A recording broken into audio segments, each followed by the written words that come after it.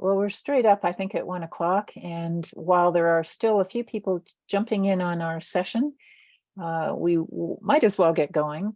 And so I'll say a very, very hearty welcome to everyone. My name is Christie Day. I'm the instructor for this program today.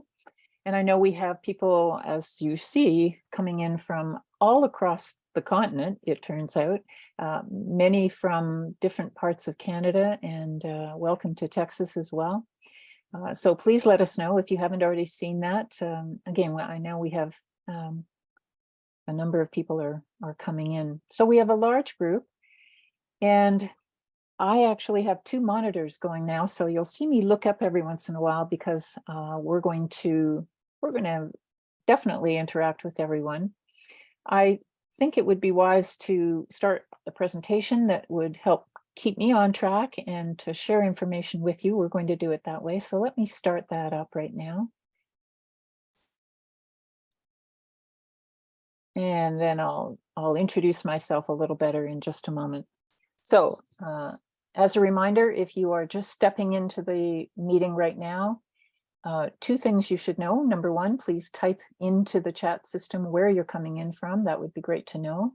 And we are recording this session. So I want everyone to know that it is being recorded for record keeping. And so we can keep a good sense of what's going on in the session. And I know it may be shared at another time. So the session we're doing today is called Smarter, Better Emails. It's actually part 1 of a 2-part program that we have developed. And today we're going to be talking about techniques for being crystal clear and concise. So we'll get a bit more information on all of that piece. Get this one set up. All right. So as a reminder, you may not have had an opportunity to come in contact with our organization. This program is developed by a company called McLuhan Davies Communications. The company has been dedicated for almost 4 decades to helping people learn how to think, speak, and write with clarity, brevity, and impact. We have a wonderful suite of workshops and different kinds of programs, including short webinars that you can find out about on our website, which is mdctraining.ca. So you can go and find out more about all the different programs that we have there. This has become actually a global network of affiliates and partners and instructors, and that's where I come in. I am, in fact, an instructor with McLuhan Davies for a number of years now, and have become the master trainer related to things that are about writing. So my background is entirely in the ideas of writing, editing, and putting together messages for people, both in journalism and in corporate and business communications. And the writing related programs we're talking about that I work with are Writing Dynamics, Grammar on the Rocks, and a program that has evolved into what this one is today called Smarter, Better Emails as we go along. Now, just a little housekeeping. We want to make sure that we're on track with things. We're going to move quickly through this content. We're going to spend up close to an hour with the material, or a little bit shorter than that, but there will be time then for a lot of questions and answers as we go. But as we go through this, I want to make sure that I'm interacting with you. So while we're not using the conversation tools, the audio tools right away, I will be asking you lots of questions on the chat line. And we can use that reactions button on Zoom.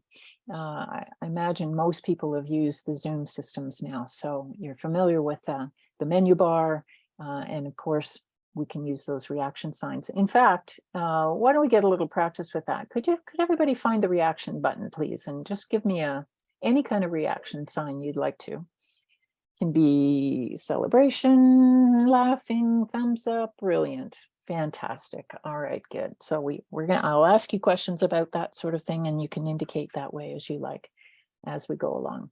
All right. Fantastic. So thank you so much for being part of this. This is just wonderful. As we go, as I say, this is the first of sort of 3 areas that we will be talking about with respect to smarter, better emails. So this area we refer to as being crystal clear and concise. Why does this matter?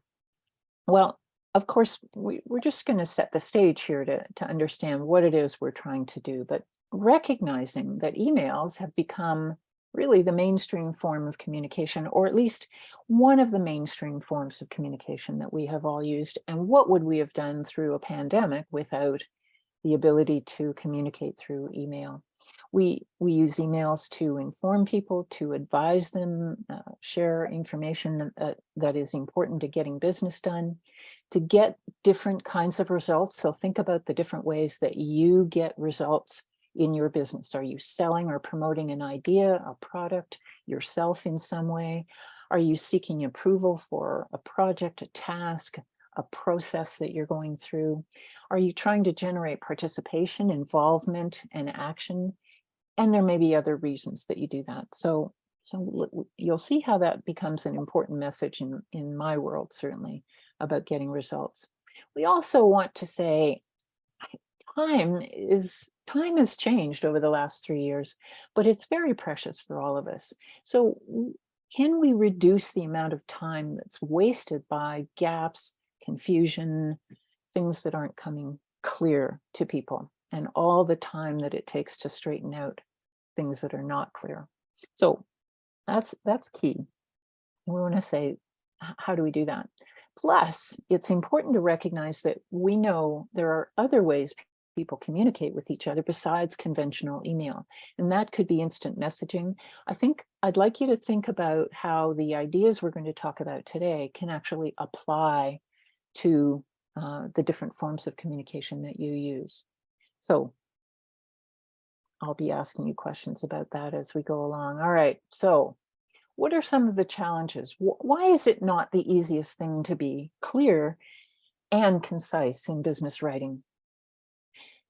So let's consider the realities. Most people feel fairly rushed in their business, and that can get overwhelming. So it's an important thing that we understand what we face, and everybody's situation is a little different. So let's consider what that looks like. In an average day, I'm interested to have you chat back to us. How many emails do you tend to receive? So could everybody give me a bit of feedback on that? What do you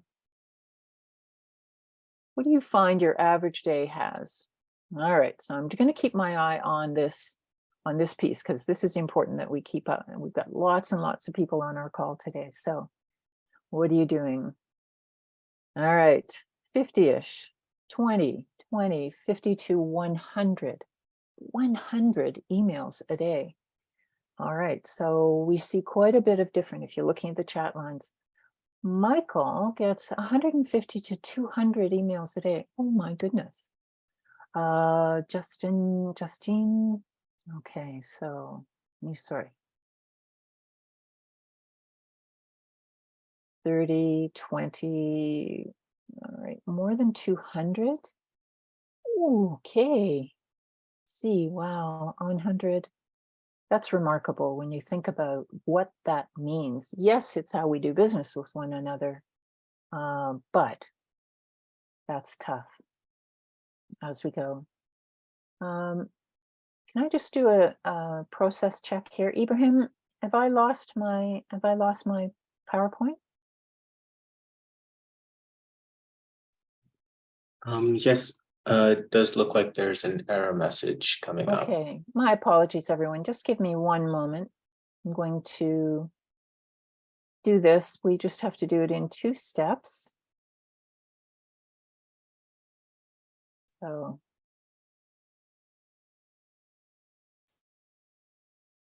all right. So let me just.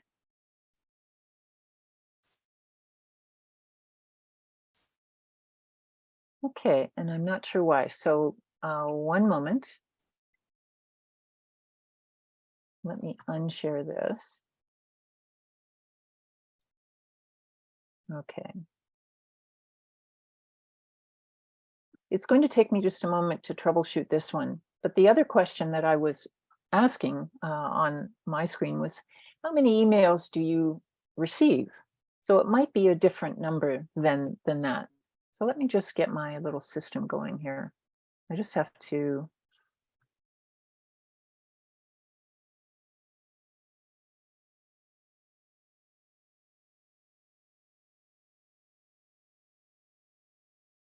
Right.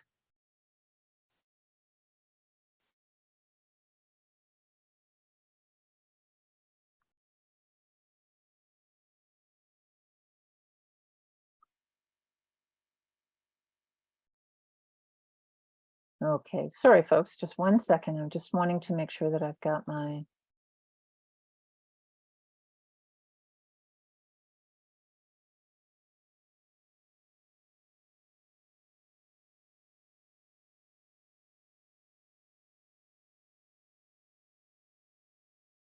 Yes, now, so I think what's happened is my system has just closed out my program, and I'll be right back with you in just a moment. All right, let's see what happens with this one. Okay. We just need to do it in 2 steps.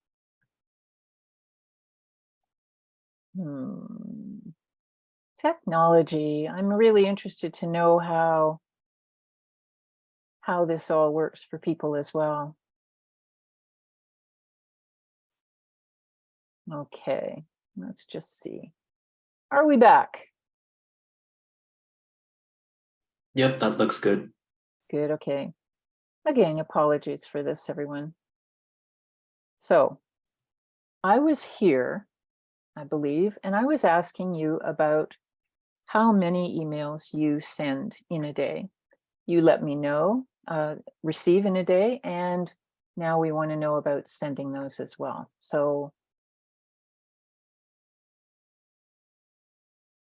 let's get these up here.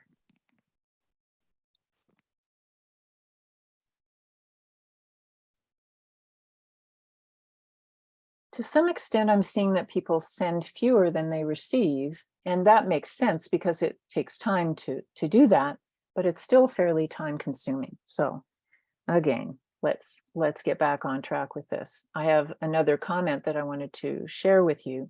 Do you feel pressure to respond right away when you receive emails flowing into your system? Can you just chat back a response on this? So no, some people are saying no. Good. Yes, I do feel that pressure. I don't want to be the bottleneck on it. Good. It depends on who it's from. Yes, absolutely. Sometimes. But it does weigh on you. It does put some pressure on you right away. Now, we've done a little research just to find out what's happened with emails, especially over the last couple of years. And so I just wanted to share with you kind of this picture of what's happened with emails. As we went through into the pandemic, I think it became even more essential that people communicated by email. We couldn't necessarily see each other. We worked at home a lot, and that number has grown steadily and is predicted to continue to grow on a worldwide basis to a very, very large extent. So we'd better be good at this and make sure that we're making good use of time. And that time pressure is an important part of what I think is critical to making sure we are being very comfortable with doing our emails as well as being clear and concise as we go. All right, so now a couple of other things I wanted to share on it. On what device do you typically read your emails or more of them? Would it be on your desktop? Is it usually on a tablet? Or do you use your mobile phone for a fair amount of that? Mobile and desktop, a combination, okay? So in a business day, you may be looking at a computer. Good. Laptop only. Okay, good. Combination of mobile and desktop. Okay, so to some extent, we weren't moving around as much during at least the first year to 2 years of the pandemic process. Now we're back being a little bit more active in some ways. Joanne says I'm using all of these depending on the location. Okay, so a couple of other key points to keep in mind. This idea about feeling that if you're looking at an email on a device other than a desktop where you're very, very focused, it's easy to be distracted. You might be doing something else. Why are you looking at it on a mobile device? Because you're out doing something else. It's quite possible that people don't read everything if they are catching it on a smaller screen. And of course, they're busy and maybe getting interrupted, and maybe they have 100 emails flowing through their system, and they don't necessarily therefore retain all the information you would like them to, and they may not act the way you want them to. Here's another piece of research that we found that says, hey, email rates being opened on devices, this may surprise you. It certainly surprised me to think it isn't just about a desktop in a full office setting. All right, so brilliant. Let's consider now what we're going to do with this information as we go along. Okay, good. So I'm going to show you an email and I'll ask you a question as you go. So first, I'd like you to read it through. Here's an email that the subject line says relocation meeting Friday. See what you think of this. And in fact, that is going to be my question, so I'll put it up.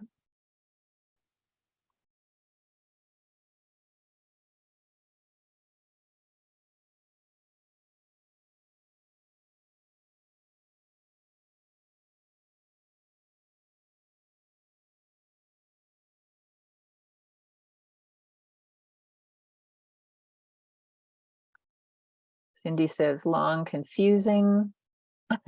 Didn't even finish reading it. Okay. Stopped reading after the first sentence. Way too long.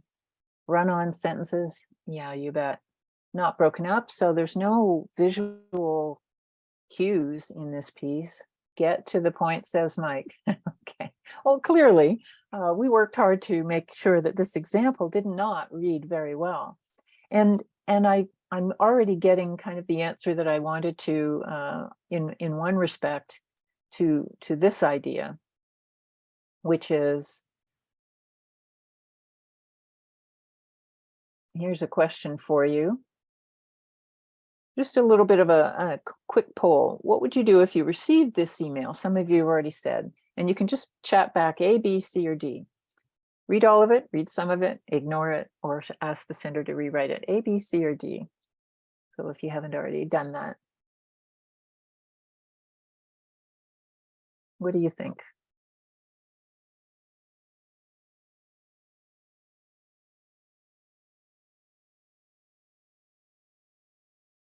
Some of you would read all of it. B, C, good, lots of B. Lots of B's on this one. I mean, it's not overall a huge email, but it's certainly not easy to read. We did that. And maybe it would come from a colleague and you could actually say, whoa, whoa, whoa, what's really going on in this piece? It depends on the circumstance. We understand that. Okay, so here's what we're looking for now. We're saying, can we find the key messages in them? I've marked what I would call key messages, key points that we were trying to make, but you may decide that there are a few others in there. So there's a move that's been postponed. It's partly something to do with repositioning the kitchen. There's something about pricing in here. Something's going on 3 weeks from now, and there's new drawings and a revised budget, but all the pieces are kind of jumbled together, right? So this is what the reader has to do, figure this out as we go along. And I also did a word count. So you're absolutely right. Starts with a monster long sentence, not a great thing to do to anyone. And of course, it lost your attention pretty quickly. Second sentence, 33 words, third sentence, 15, and 14 for a total of 121 words. All right, so what do we do about this? I'm sure you don't create emails that look like this. And yet, how busy we all are, I'm sure there are times when it's hard to take the time to make it better. So we want to be able to say, what are we looking for here? So key strategies to keep in mind. I want you to say your top message early. People are busy. They're reading on a device. You may have a lot more to share, and they're not seeing that. If they don't read the whole thing, what do you want them to remember? Okay, so the key points as early as possible. And if you are calling someone to action, It may be that you want to put that in the very early part of a message as well, instead of leaving it until the end. You have to decide, will they stick with it? And we can't guarantee that. We encourage you to use your subject line to best effect. So while this is not a rigid guideline, I'd like you to consider, would it be helpful to have subject lines that are a little longer than perhaps you make them? Okay, maybe you do it 5 to 10 words, depending on lots of situations. Okay, be specific. We're specifically referring to projects. It may be to events, situations, or even calls to action. And of course, we want it to be sortable for later reference. So when all those emails are coming in, even if you have a management system that says, okay, I've redirected it to folders and I've identified what needs to be read later, and it's still a lot of volume to come into. So how can we make email subject lines work for us? Let's consider a couple of ideas on this. So I'd love you to chat me back. Let's go through it piece by piece. On the first one, what could make a subject line better than just saying project deadline changed? What would you like to do to that subject line to make it better? Could you chat me something back on that, please? What could we do? What project are we talking about? Good. Okay. The new deadline. Put the actual timing in there. Good idea. What project? When? Good. Good, good, good, good. All right. So here's an example. Project ABC deadline moved to September 1. That's the subject line. That's right away. You're getting the opportunity to see what's most important. Okay. And we want a subject line that will invite people to open the email and get a little bit more information to it. All right, good. Same idea about number 2 here, the second one on the list. Meeting tomorrow. What can we do to improve that? What meeting are we talking about? Good. Timing. Good. And I know people get so busy. They've told me that sometimes, Christie, I just don't have time to write out a lot of information, or they use the same subject line for several kinds of things. So sure enough, that's not easy to sort. You've got to go back and spend a fair amount of time with it. I happen to help run a jazz festival. So here's an example of how I might make a better subject line. Sponsorship meeting, July 15, 2 p.m. There's the information right in the subject line. And I can find that really quickly again. Okay, and Megan, you get better Outlook search results if you're specific as well. Well done. That's a great point.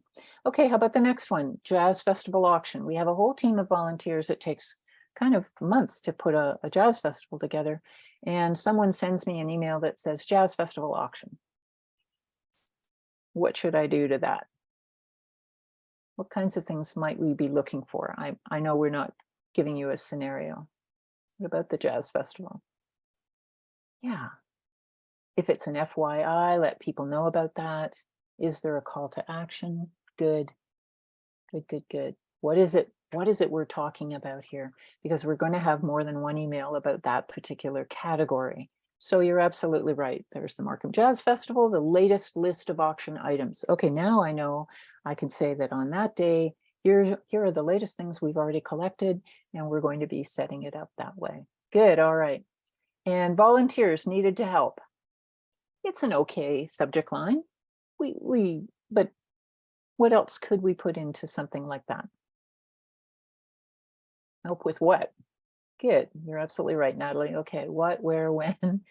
Good, good, good, good. So I want you to ask yourself, how am I at this? Am I pretty good at my subject lines? Could I improve my subject lines a little bit more? And you can say, now I'm saying something quite specific here. 10 to 15 strong volunteers needed for event setup. There's a fair amount of lugging of gear around. Okay, good. Now I know what I need.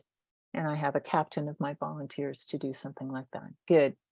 And another technique that I like to use, and I'm interested to know if this is something you have used or if you have an even better way of handling it, and that is when there is a response to an email, feedback requested, and maybe the subject line was a bit longer than that, I will sometimes modify the subject line the way that you're seeing it now. I can't change the color, but I can put a little forward arrow and say comments attached.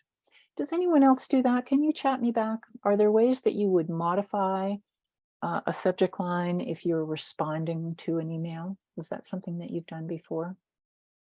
And does that help? Bold the deadlines. Yes. Tess I says, yes, I've done that. Good idea. Yeah. Something to consider so that when you're looking back, so many things keep pouring into my inbox. I need to find them quickly. Good. Good. Okay. Super. All right. So that's the subject line. Now, here's an idea I'd like you to consider. Especially for an important email, is it worthwhile capturing the content in a draft format? Here would be the suggestion. Draft it in Microsoft Word before switching over to email. This might protect you in a couple of different ways, that you can build the message in a way that is appropriate before you might hit send. But you can also do an easy word count for sentences and totals. So know your trend, check your own style. How are my emails? Move one back over into Word and do that word counting and say, maybe I do tend to write longer sentences, or a couple of my sentences were longer. These are all techniques that we talk about in more depth in our Writing Dynamics program, because these are core good writing techniques to follow, and editing of your own work. Okay, so it's just a suggestion as you go. Also, speaking of editing, I encourage you to be ruthless with yourself. So draft your message. Don't worry too much about making it perfect as you're getting the ideas down, but then go back and really, really push yourself to say, how can I shorten this as I go? What if I said I set myself a goal to reduce the word count by as many as 25, maybe even up to 50%? Fewer words from my rough draft. Okay, so that's a challenge that you put to yourself as you go along. And you can also set a target number of words per sentence. Again, this is a guideline that we use in our writing program for our editing system.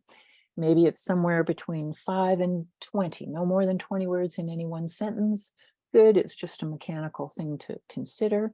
You do a word count and you say, good, okay, this is a good pace. People can absorb each sentence and move on as we go. Good, okay. And of course, we have the ability to use some formatting to aid in memorability, paragraphs, bullets if they're appropriate, headings if you have more content in an email that you still have to get across. These are all things that give you the choice of building it in a way that people can read it.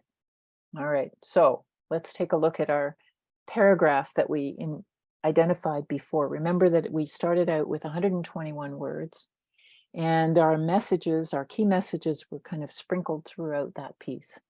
Now I've taken the liberty of preparing a couple of different versions of this, and you can certainly vote on them, but I want to say, as you're looking at this, say, how could I apply these ideas? Are my subject lines working? So here I've come up with what I consider to be a better subject line: next steps to address relocation delays. There's 6 words, okay? And I say, okay, that's helpful. Next steps, great. So here's one version that I developed. Tell me what you think of this as you type it back in chat, please.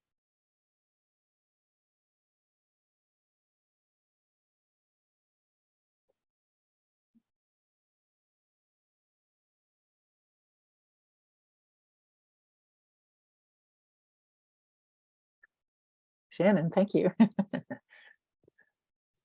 Yeah, it's better. It's more concise. Okay, you made it to the end reading it. Good, good, good, good. Easier to read. The price of, okay, so is the price relevant? So there may be other things that you want to cover in this piece. If I look at this and I say, all right, how did I do in handling the key messages? The move is delayed 2 months. Okay, so we said delay in the subject line, and that then becomes a partner with the opening sentence for the main body of the email. Delayed 2 months. Okay, now I know that piece. And what else do I know? I know that we have to reposition the kitchen. Okay, didn't realize that it was for that. Oh, and the price of most finishes has increased. And you're right, if we need to put in the actual degree of increase, then we can do that too as you go. Okay, next meeting, Monday, June 25. By the way, I'm going to throw in a little editing tip. In emails, in any written form, when you're writing a date, you do not need to type TH after the 25. Okay, we say it, but we don't need to put it in. So I've just saved you 2 keystrokes on that side. All right, what else do we say we needed to get across? Revised drawings and a budget. Easier to get across, okay? This one is shorter, yes, by quite a bit, 44% shorter, in fact.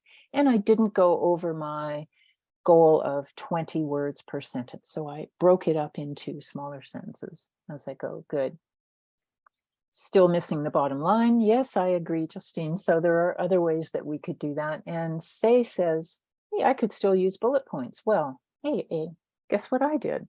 I came up with a second version. And you can let me know what you think of this one as well.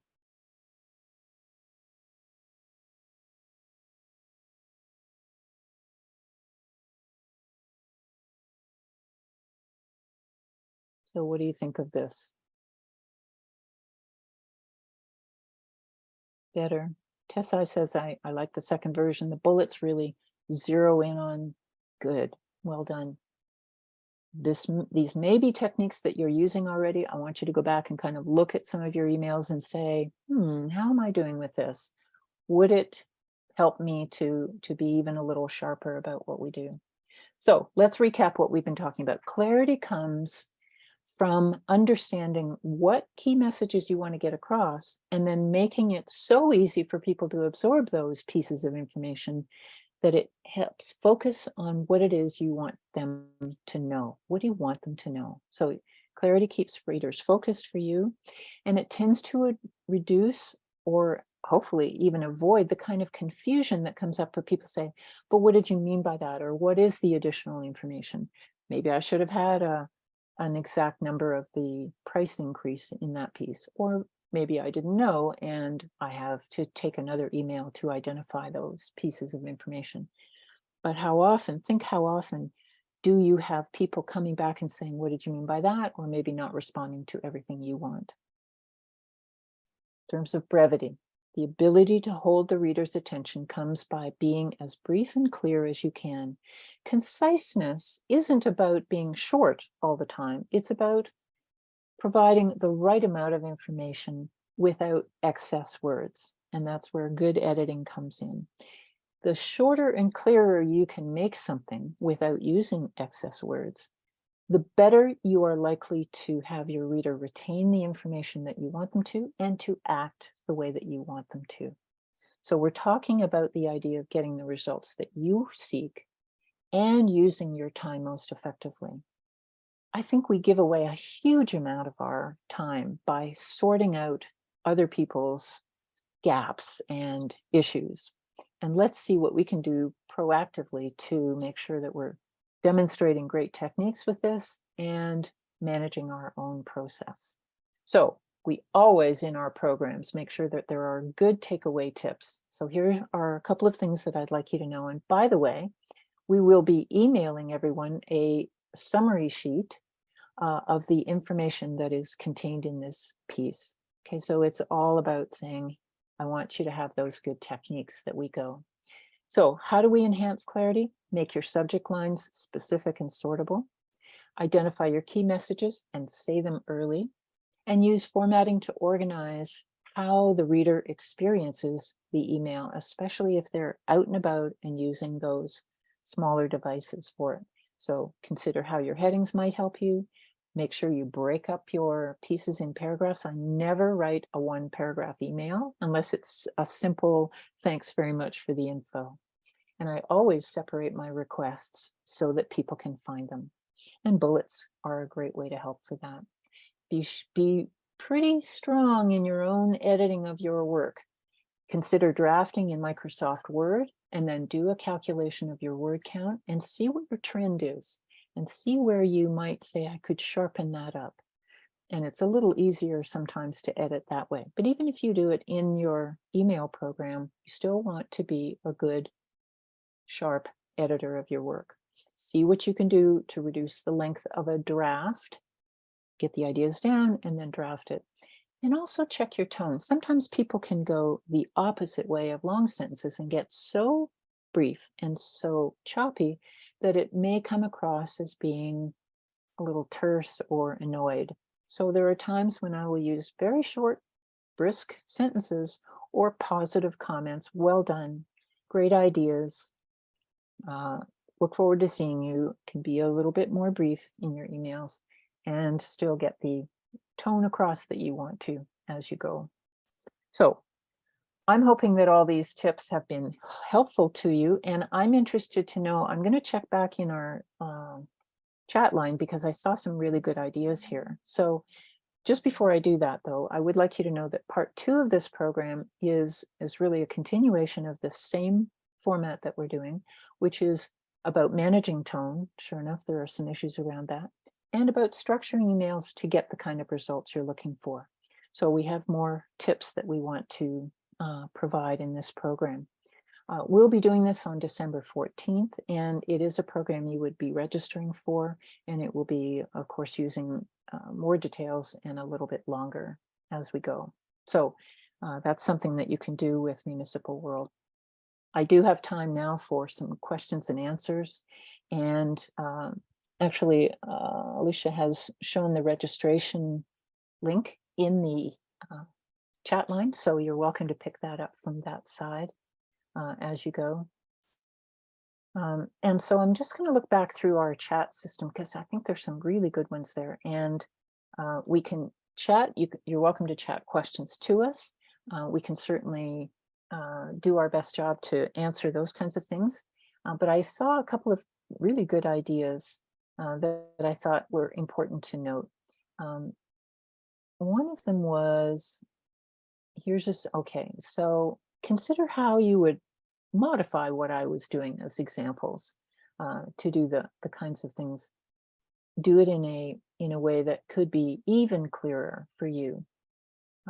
So generally, Corey was saying I add comments attached, but in my body, I might use a different color. So I think we've all probably done that. People ask a series of questions and you come back in and you can answer beside the questions and then change the color up. That's very useful if it's a longer email to do something like that. I'm also interested to know if there are any other techniques you have found help you or have shown you what you are able to do to edit your own work as you go. Kate says, I struggle with including different topics in a single email and sending multiple emails. So the conventional thinking on that certainly was the idea that one subject, one email, it should be short, it should be one screen. We don't want to, or less, of course, overdo it. But there are going to be times when it would be fine and a better use of everyone's time to bundle a series of questions. Kate, I would say one of the things that I've often coached people and I use in my own way, tell people that you're about to ask them 3 questions. I have 3 questions I'd like to address that are key to us meeting the deadline. So you've actually, by doing that, you're giving people the opportunity to say, okay, I have to keep track of 3 things, or there are 3 things that I need information about. Feel free to answer right beside each point.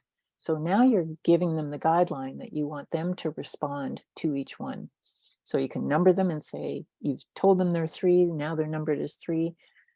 If they miss answering point number 3, well, then you did everything you can to show them that. Tell me if you think that would help, Kate. Jennifer says, if it's a group email and you're tasking folks, you can connect with them. You can connect with them and they'll highlight their names, putting the @ symbol in front of them. Beautiful. In subject headings, preface subject description for review or to sign. It's a nice idea, Deborah. Very nice. Good. Claudine says, I use conditional formatting to highlight my boss's emails in red. Stands out more. I want to know, and we can use color, we can use flags. to say, hey, this is a priority. Anything coming in from this person will be a high priority. Any other tips that you all have used to make sure that you're saying, I'm being responsive to the volume of emails, I'm feeling in control of these things, and I know when I respond that I'm doing it in a very focused and time efficient way. That's really the concept that we're looking at here.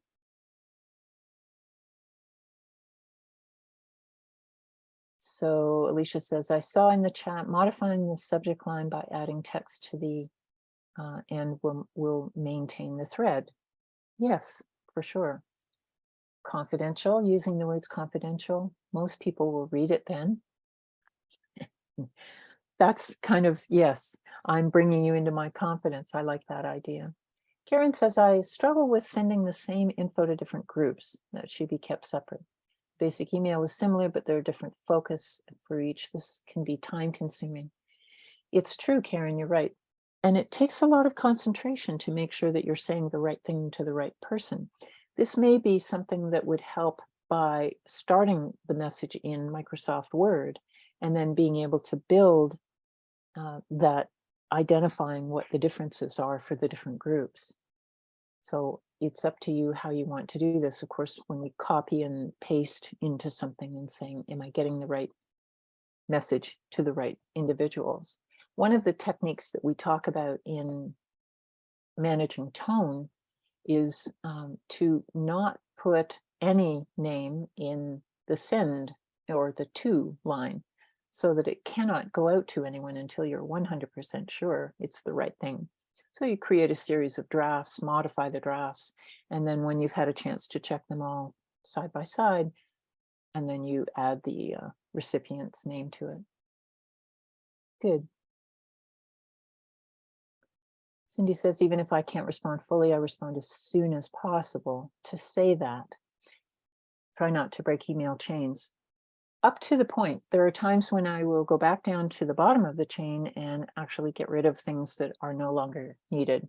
I don't want it to be forever and ever and ever and clogging up the mailbox. So as we go, the other thing that I've done, by the way, is, maybe if you've used this technique, if I know that my colleague has sent me 3 emails and I haven't had the chance to answer each one of them, and it wouldn't make sense to try and answer them all in one email, I will actually say at the bottom, I'll answer your other emails separately, or I'll address the deadline separately.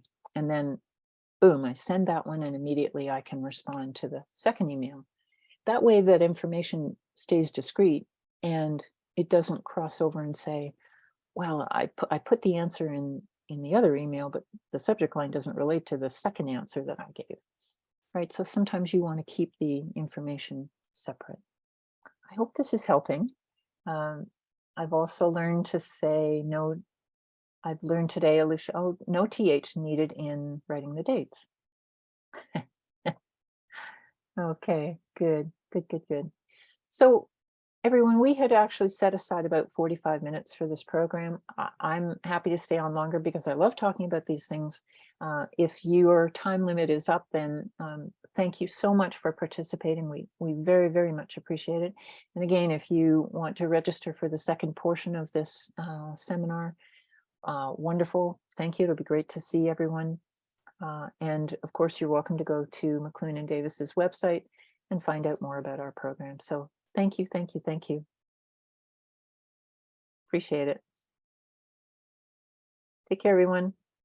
Bye, Alberta. Bye, BC. Bye, Toronto. Bye, Texas. Thanks, everyone.